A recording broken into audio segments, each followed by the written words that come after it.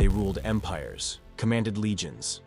But behind palace walls, Rome's most powerful men kept secrets far stranger than fiction.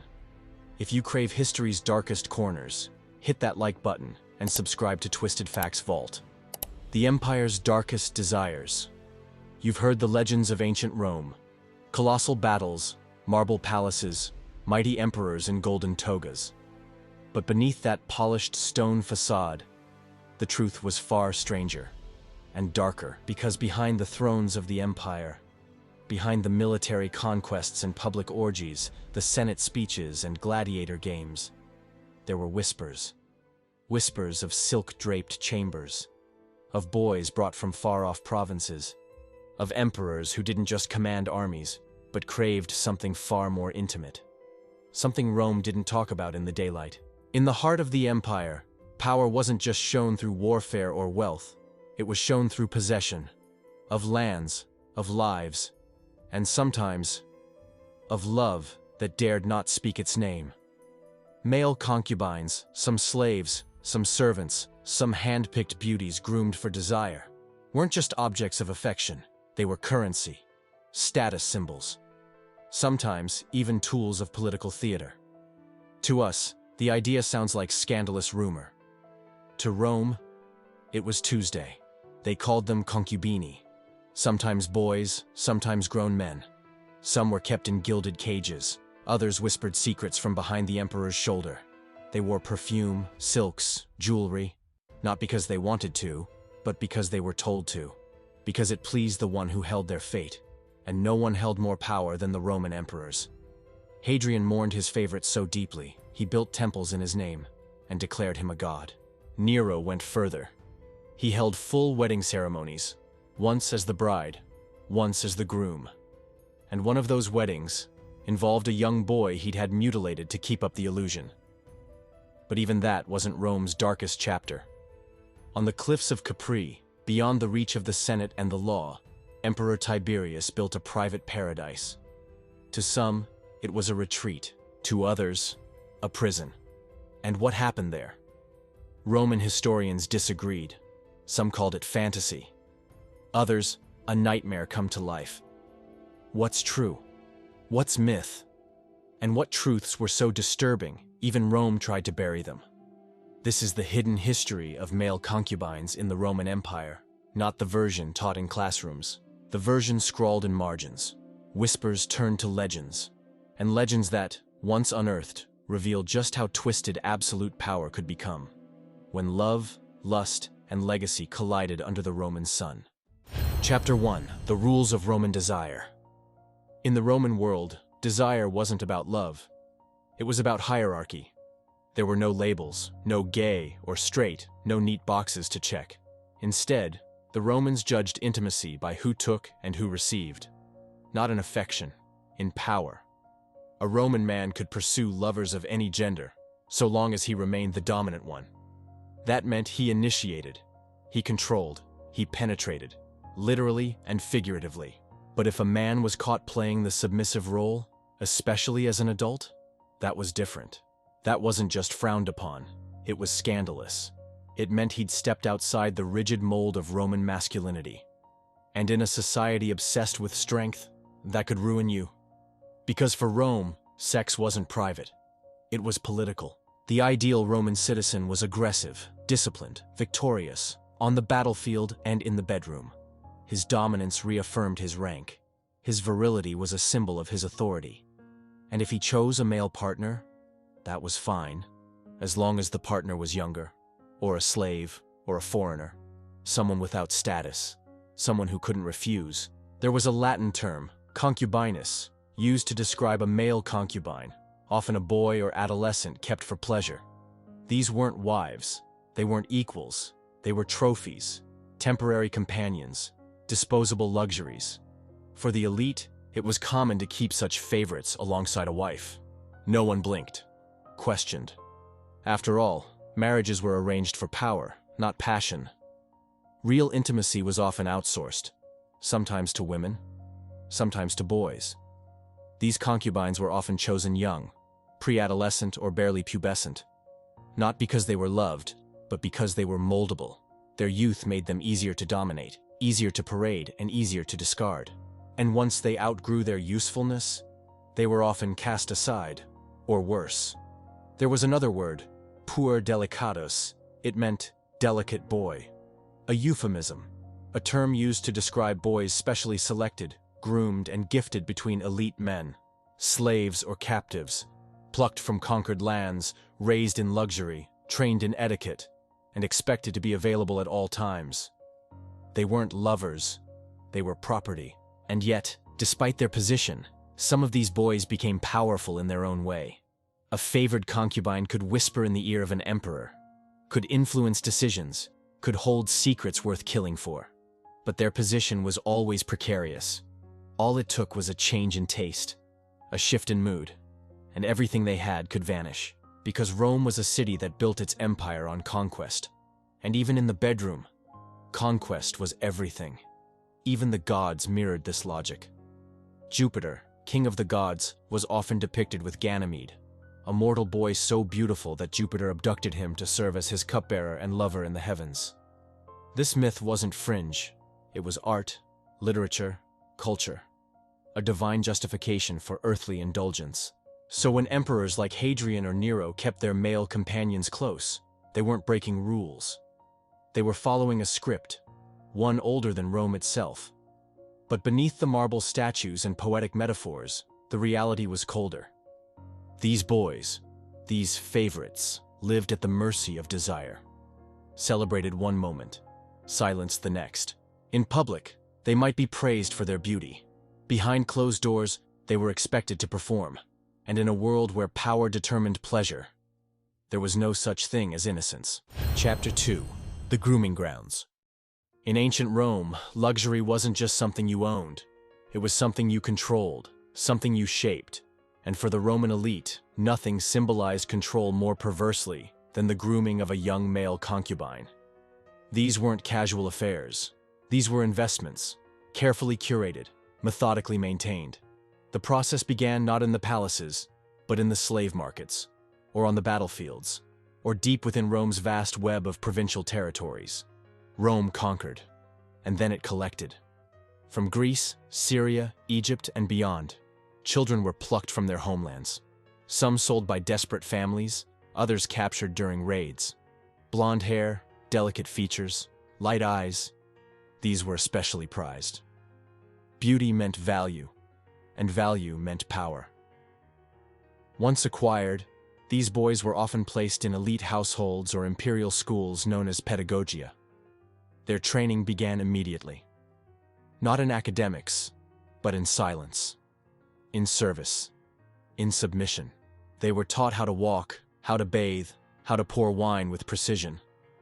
They learned to dance, sing, recite poetry, everything to charm and entertain their masters. Their bodies were scrubbed with oils and scented with imported perfumes, hair trimmed or grown out according to fashion, skin lightened with chalk, lips stained with crushed berries. They were dressed not in togas, but in soft silks and flowing fabrics that blurred gender lines, just enough to make them exotic, untouchable, otherworldly. And above all, they were taught to obey, to smile when summoned, to stay silent when dismissed. Some were chosen to remain anonymous, shadowed in corridors and hidden behind screens. Others became public accessories, escorted to banquets, seated near their masters, paraded as symbols of wealth and sophistication. But behind their polished presentation, many lived in fear. A change in mood could mean a slap, or exile, or worse. For those chosen by the emperor himself, the stakes were even higher. In the imperial palace, a concubine wasn't just a companion. He was a mirror, reflecting the emperor's mood, his desires, his whims. A living ornament, draped in gold, trapped in a world where every misstep could be fatal. The eunuch class, castrated males employed to serve in high positions, often oversaw these boys. In many cases, they were the ones who trained them, disciplined them, delivered them. Some eunuchs had once been boys themselves, now grown and loyal to the system that once consumed them. There were rumors, always whispered, never written, of elite circles where the most perfect boys were passed between powerful men. Not openly, not in the forums or courts, but in candlelit rooms behind locked doors. Their names were rarely remembered, but their beauty, their obedience, their silence made them legends among Rome's shadow elite.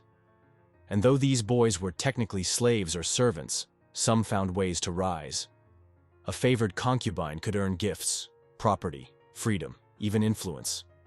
But the path was narrow and paved with danger. One wrong glance, one ill-timed word, one shift in favor, and everything vanished. There were even accounts, few and hazy, of boys who tried to escape, who were caught, punished, disappeared. Rome didn't need dungeons to silence them. It had corridors that never ended, gardens where no one screamed, and rivers where no one asked questions. The grooming of male concubines wasn't accidental. It was ritualized, refined, perfected over generations. It was Rome's silent art, an art painted not with colors, but with obedience, framed not with gold, but with fear. And behind each smiling boy, behind each lowered gaze and perfumed robe, was a quiet truth. They weren't companions. They were creations, shaped by the desires of an empire that believed anything, anyone, could be molded and owned.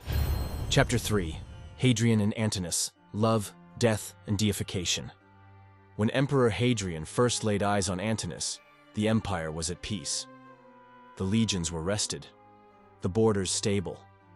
Rome had grown fat on conquest, and Hadrian, the traveler emperor, had begun to turn his gaze inward. That's when he met him. Antinous was Greek, from Bithynia, near the Black Sea.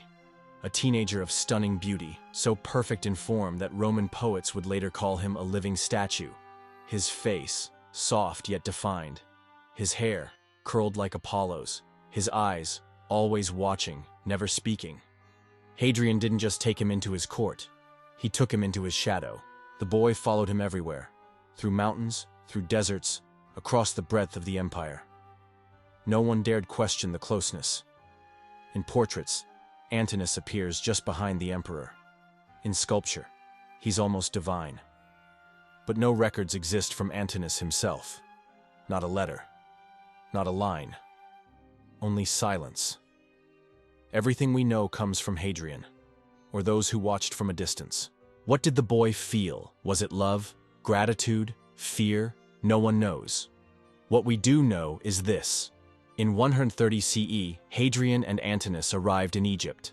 They toured temples, sailed the Nile. Then, on a night thick with mystery, Antinous drowned. The exact details were never clear. Some said he fell. Others whispered suicide. A few, more darkly, believed it was a ritual sacrifice, that Hadrian, deeply superstitious, offered the boy's life in exchange for his own failing health. A cruel trade, masked in grief. Whatever the truth, Hadrian was shattered. He didn't just mourn Antinous, he immortalized him. A city, Antinopolis, was built near the site of his death. Coins were minted with the boy's face. Statues rose across the empire. Hundreds, possibly thousands, of likenesses, more than of almost any Roman deity. He was depicted as Bacchus, as Osiris, as Apollo, gods of beauty, wine, resurrection. Hadrian declared him a god, not a metaphor, not a gesture, an actual deity to be worshipped. Temples sprang up across the Mediterranean. Priests were ordained in his name. Cults dedicated to Antinous began performing rites and offering prayers. He became the last officially recognized god of the Roman pantheon. No slave, no concubine, no companion had ever been deified like this. It was unprecedented, and it unsettled Rome. Some saw it as love made eternal. Others saw it as obsession given marble and blood. What kind of man builds shrines to his lost lover in every corner of his empire? What kind of love demands a city to be built on your grave? Hadrian never recovered. He spent his final years withdrawn, sickly, bitter. His letters grew melancholic, his decisions increasingly erratic. He often secluded himself in his grand villa outside Rome, where images of Antinous lined the walls, watching him even in death. And yet, the cult of Antinous endured. It spread to Gaul, to North Africa, even into early Christian circles. where some debated if he was a demon, a saint, or something far older. In time, Antinous faded from public worship, but his face remains, in museums, on altars, frozen in time. A boy who became a god because one of the most powerful men in history couldn't let him go. Was it love or guilt? Was Antinous a partner, a prisoner, a willing god, or a sacrificed boy who became Rome's most beautiful ghost? The truth, like the Nile he drowned in, runs deep and dark. Chapter 4. Nero, the emperor who wore the veil. Rome had seen strange emperors before, but none quite like Nero. A performer at heart, Nero wanted the world to be his stage, and the empire his audience.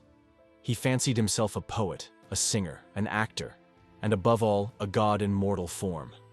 But as his reign grew darker, so did his private indulgences. In his court, affection often blurred with ambition. And nowhere was that more evident than in Nero's unusual relationships. One of them was with a young companion named Sporus. Historians describe Sporus as delicate, quiet, and, according to some, remarkably similar in appearance to Nero's deceased wife. The resemblance seemed to haunt the emperor, but instead of grieving quietly, Nero made a choice that stunned the empire. He held a full public ceremony and married the boy. Nero dressed Sporus in bridal attire, invited guests, gave speeches, even referred to the youth as his wife from that day forward. Wherever Nero traveled, feasts, festivals, tours, Sporus was by his side, veiled, silent, ever present. It was shocking, but no one dared oppose him. Rome, after all, wasn't ruled by tradition. It was ruled by spectacle. And Nero was the director of a very personal, very powerful play. Then came the second twist. In another ceremony, Nero switched roles. He married a man named Pythagoras, this time calling himself the bride. The emperor wore the veil, played the submissive role, and once again paraded the ceremony in front of stunned spectators. For the Roman elite, this was more than scandalous. It was destabilizing. Nero, who should have symbolized Roman strength and control, was flipping every norm on its head. But that's what Nero did. He didn't care for rules. He cared for performance. Still, even in the midst of theatrical gestures, there was a disturbing undercurrent. The story of Sporus wasn't just bizarre, it was tragic. Many believed he was chosen less for love, and more to fulfill a fantasy Nero refused to let go of. Sporus, likely with little say in the matter, remained at Nero's side until the bitter end. When rebellions rose and Nero fled Rome, it was Sporus who stayed with him. Loyal or trapped? History doesn't tell us. Only that, just before Nero's final moments, he reportedly turned to Sporus and muttered, "What an artist dies in me." After Nero's death, Sporus became a living symbol of a fallen empire, passed from one powerful Roman to another, remembered less as a person and more as a footnote in an emperor's descent into chaos. There are no records of Sporus's final years, no grave, no statue, just rumors, just shadows. And yet, Nero's legacy lives on. Not because of his music, not even because of his cruelty, but because he turned identity itself into a weapon. He made love into performance, marriage into theater, and power into something terrifyingly personal. Under Nero, the line between affection and control vanished, and behind the veils, whether his own or Sporus's, one thing remained constant. The empire always watched. Chapter 5. Tiberius, the monster of Capri. Long before Nero's theatrical reign, another emperor ruled not with spectacle, but with silence. His name was Tiberius. He was Rome's second emperor, handpicked by Augustus himself. To the Senate, he appeared cold, calculating, and efficient. To the people, he was distant, a ruler who preferred isolation to applause.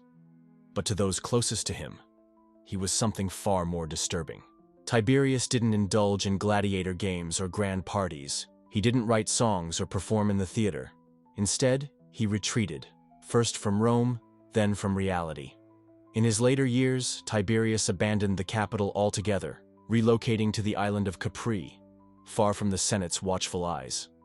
There, surrounded by cliffs and sea, he built a private sanctuary known as the Villa Jovis, a complex of sprawling halls, hidden corridors, and lavish baths. What happened there would become one of the darkest legends in Roman history. According to ancient sources, especially the notoriously scandal-hungry Suetonius, Tiberius turned Capri into a private kingdom of excess. Whispers claimed he surrounded himself with attendants of all ages, particularly young servants chosen for their appearance and pliability. These attendants were said to entertain him in carefully staged rituals of pleasure and obedience. Some accounts even claim they were trained to perform in the palace baths, where Tiberius watched in detached silence from marble seats above the water. The stories grow more unsettling from there. Some Roman writers allege that he gave each of these companions nicknames based on their skills or assigned roles. Others claimed he kept artists and trainers on hand to direct scenes that blurred the lines between performance and power. Of course, it's important to remember, ancient historians weren't unbiased. Much of what we know about Tiberius comes from his enemies, men who had every reason to paint him as a monster. The Roman elite often used scandal, especially involving intimacy, to destroy reputations.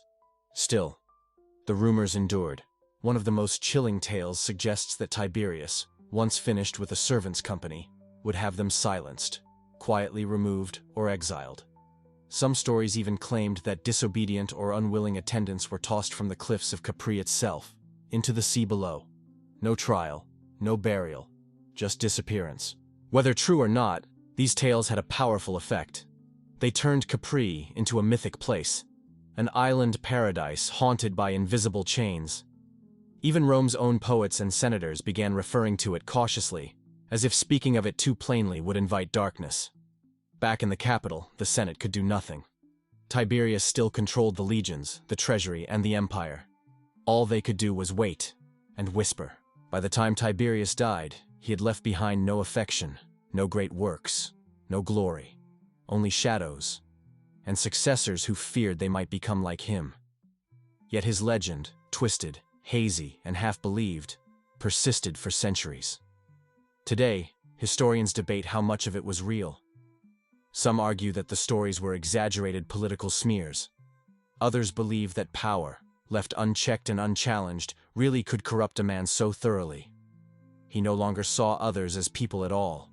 Either way, the name Tiberius became shorthand for the abuse of ultimate control. He didn't rule with charisma. He ruled with distance. And on that island of stone and silence, he created a world that answered only to him. Chapter 6: The Legacy of Rome's Shadow Lovers. The Roman Empire was built on conquest, on steel, stone, and spectacle. But buried beneath its triumphal arches and crumbling columns lies something more intimate, something more haunting. The stories of Rome's male concubines rarely made it into official records. They were whispered in bathhouses, painted on villa walls, etched into coins and marble, then erased quietly when times changed. And yet, they endured. Because these weren't just tales of desire.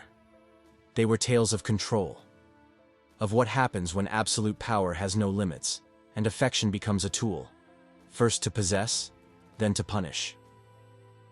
In Hadrian's grief, we saw a boy made divine, worshipped not for what he did, but for what he symbolized. Youth, beauty, and the ache of loss twisted into legacy. In Nero's court, we watched intimacy turned into performance, weddings staged like theater, identities bent to match desire, a world where the line between love and delusion blurred into something else entirely. And in the silence of Capri, we glimpsed the darkest side of imperial indulgence, a world where privacy turned into secrecy, and secrecy into fear. But these stories weren't just about emperors. They were about the forgotten ones, the boys who were chosen, shaped, paraded, and discarded. Those who smiled when they were supposed to, who stood silently behind emperors, who traveled across empires not as citizens but as shadows. We don't know their names. History rarely recorded them. But they existed, and in a way, they still do. Because Rome never truly buried its past. It built over it. Marble over marble, temple over temple, myth over memory. And somewhere, beneath the dust and the drama, their stories linger. In the broken statues, the weathered inscriptions, the faded frescoes of boys with delicate faces and unreadable eyes. They weren't kings. They weren't warriors. They weren't free. But for a fleeting moment, they stood at the center of the most powerful empire the world had ever seen.